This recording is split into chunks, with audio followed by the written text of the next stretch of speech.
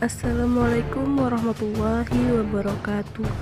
Dalam beberapa menit ke depan, saya akan sedikit memaparkan tentang fikih perserikatan wanita dalam politik dan jihad. Dalam kehidupan masyarakat muslim pada umumnya, khususnya Indonesia, salah satu konteks yang selalu menjadi perdebatan dalam isu politik adalah terkait kepemimpinan perempuan. Isu ini tidak akan pernah ada habisnya, bahkan akan menjadi bola liar tak kalah menjelang dan selama berlangsungnya pesta demokrasi, baik yang sifatnya lokal maupun nasional.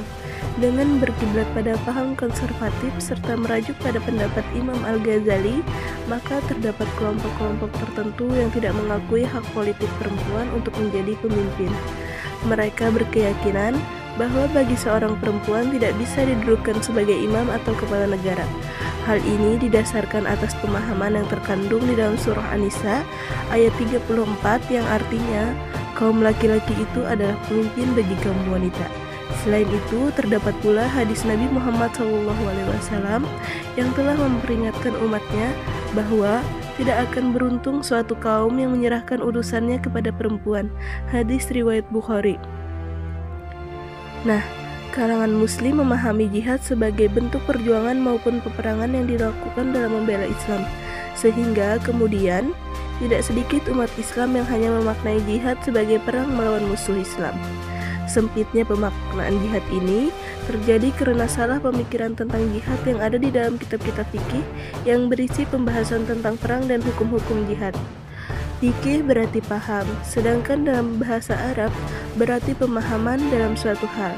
Menurut para ulama, secara istilah fikih merupakan ilmu yang mendalami hukum dalam Islam yang sumbernya pada Al-Quran, Sunnah, dan Ijma. Dalam firman Allah, Quran Surat At-Taubah ayat 71 yang artinya, dan orang-orang yang beriman, laki-laki dan perempuan, sebagian mereka adalah menjadi penolong dari sebagian yang lain. Mereka menyuruh mengerjakan yang ma'ruf, mencegah dari yang mungkar, mendirikan sholat, menunaikan zakat, dan mereka taat kepada Allah dan Rasul-Nya. Mereka itu akan diberikan rahmat oleh Allah. Sesungguhnya Allah Maha Perkasa lagi Maha Bijaksana.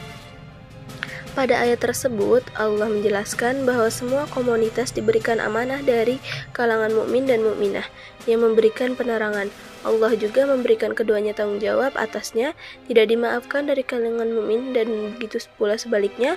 Terlebih lagi Allah Ta'ala berfirman dalam Quran Surat At-Taubah ayat 71, setiap jiwa memiliki tanggung jawab menyeluruh, baik laki-laki maupun perempuan dalam sebuah elemen komunitas politik, perkantoran, perekonomian, pemikiran, dan perkumpulan untuk menyuruh mengerjakan yang ma'ruf dan mencegah dari yang mungkar.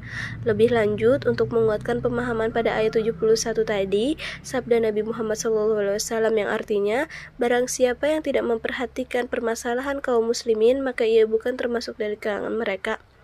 Hadis riwayat Baihaqi dalam kitab Saibul Iman. Ayat 71 surah Taubah tadi juga menjelaskan perempuan sama halnya seperti laki-laki. Mereka boleh berpartisipasi dalam politik, mengatur urusan masyarakat, dan juga mempunyai hak dalam mengatur kepentingan umum. Nah, hal ini penting untuk dipahami sebab dalam masyarakat muslim masih terdapat kelompok-kelompok tertentu yang mengasingkan partisipasi perempuan dalam hal politik, khususnya kepemimpinan perempuan dalam rangka domestik maupun publik. Setidaknya menurut Musdah Mulia dan Anik Farida, terdapat 3 alasan yang menjadi dasar keyakinan kelompok mengklaim bahwa Islam tidak mengakui hak perempuan menjadi pemimpin, baik dari ranah domestik maupun dalam ranah publik. Pertama, argumentasi dari Al-Quran, yaitu ayat Ar-Rijal Qawwamu 'ala An-Nisa, yang artinya laki-laki adalah pemimpin bagi kaum wanita.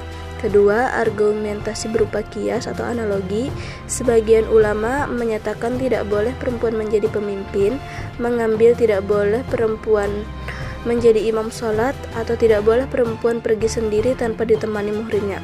Dan ketiga, argumentasi berupa ijma atau konsensus. Ijma itu diambil berdasarkan pengalaman empiris di dalam dunia Islam, yaitu sejak masa Rasulullah dan Khulafaur Rasyidin serta generasi sesudahnya. Tidak pernah perempuan mendapatkan tempat dalam kepemimpinan umat.